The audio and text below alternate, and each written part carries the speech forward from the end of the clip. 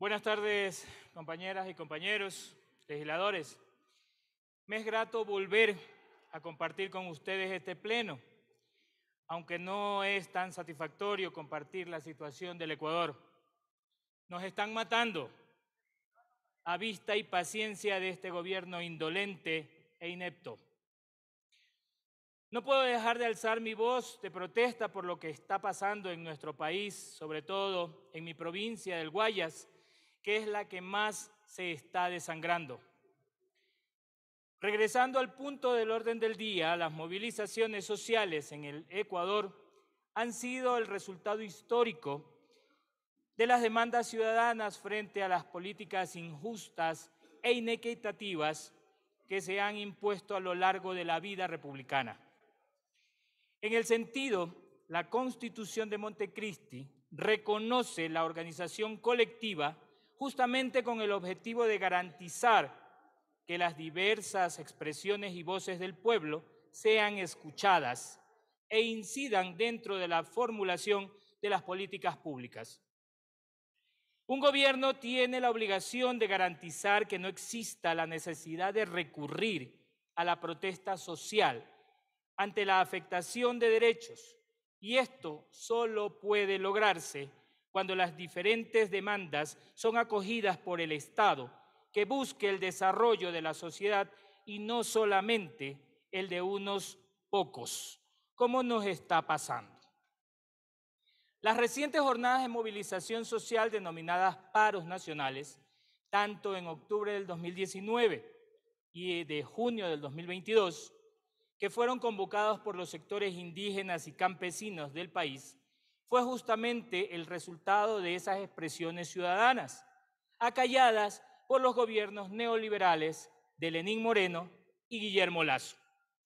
Aunque son dos mandatarios distintos, existen muchos factores en común, entre ellos su manera de enfrentar la protesta social. Uno de estos refiere a la motivación que originó esta movilización y en ambos casos tiene que ver con el incremento del precio del combustible a través de la eliminación de subsidios estatales, medida que afecta de manera directa a la clase popular y clase media del Ecuador. Aunque han querido negar los factores que impulsaron el descontento social,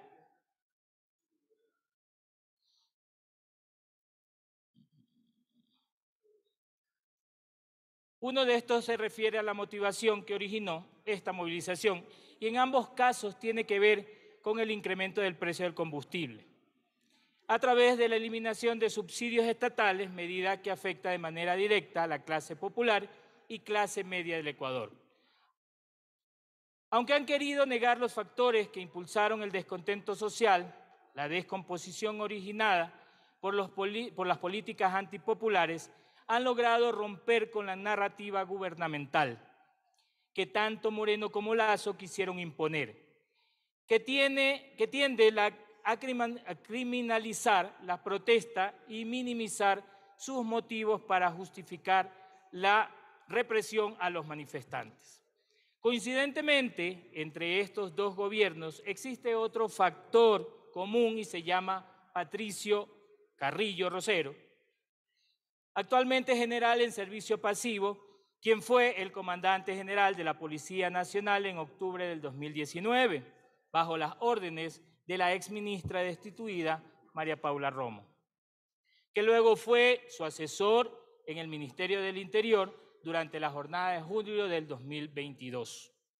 En ambos casos, el hoy también cesado ministro fue el responsable de las operaciones policiales en el marco de la protesta social, acciones que, como ya señalé, causaron la muerte de 14 personas que ejercían su derecho a la protesta en ambas jornadas.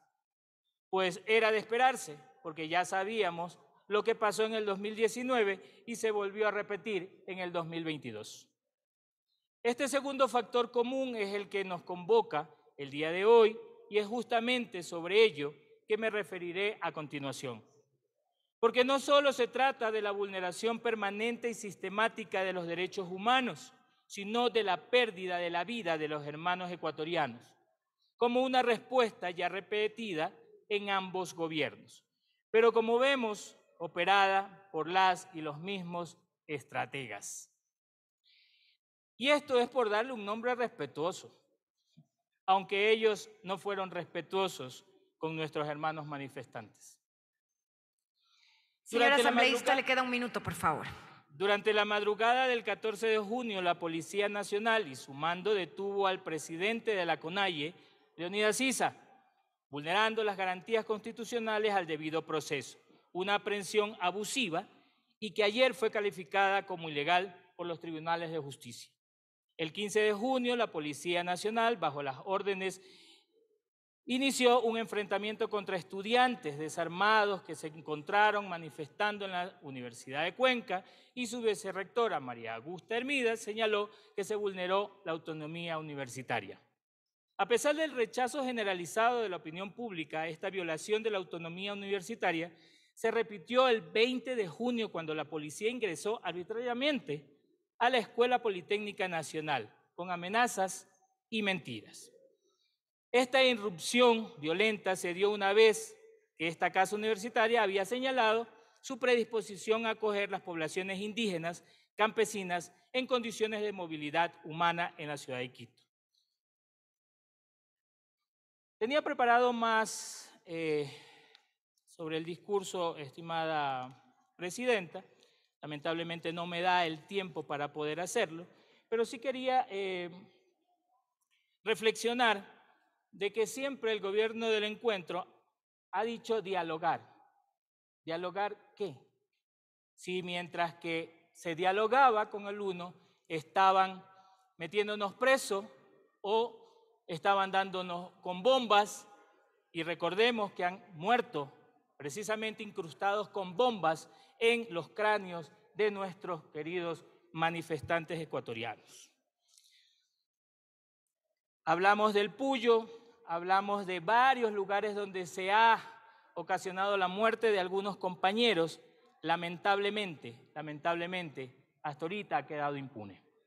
Compañeros y compañeras legisladores, hoy esta Asamblea Nacional tiene la oportunidad histórica de determinar las responsabilidades políticas del señor Carrillo en los casos de criminalización, represión y afectaciones a la vida e integridad de los ecuatorianos, que como ya he citado responden a una preocupación nacional e internacional para garantizar el derecho del pueblo ecuatoriano y sus comunidades de ejercer la protesta pacífica.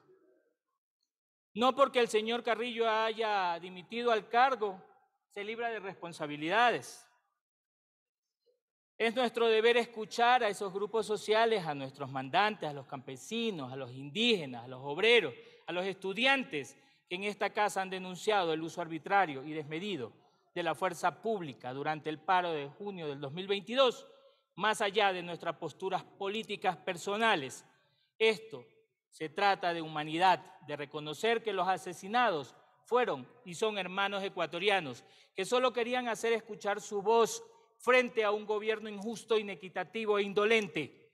Lo que sí nos debe quedar muy claro, que este gobierno es duro con los débiles y débiles contra los duros. A las bancadas responsables con el Ecuador profundo, les solicito que no perdamos la oportunidad de reivindicar a los asesinados, que no quede impune sus muertes y que logremos hacer respetar las luchas sociales y lógicamente a sus guerreros. Por ellos, por nosotros y sobre todo por nuestra patria. ¡Viva nuestro querido Ecuador! Gracias, presidenta. Gracias, señora asambleísta.